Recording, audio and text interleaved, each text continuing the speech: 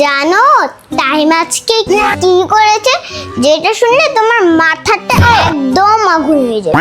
কি করেছে ও? ও আজকে আমার ম্যাডামের কাছে বলেছে যে তোমার আর তাহিমের বয়স নাকি একই। কি বলো? তাহিম কোথায় এখন? ওকে ডাকো তো, আজকে ওর পিঠের চামড়া উঠিয়ে ফেলবো আমি। তাহিম বাবা তোকে ডাকছে। কি হয়েছে বলো?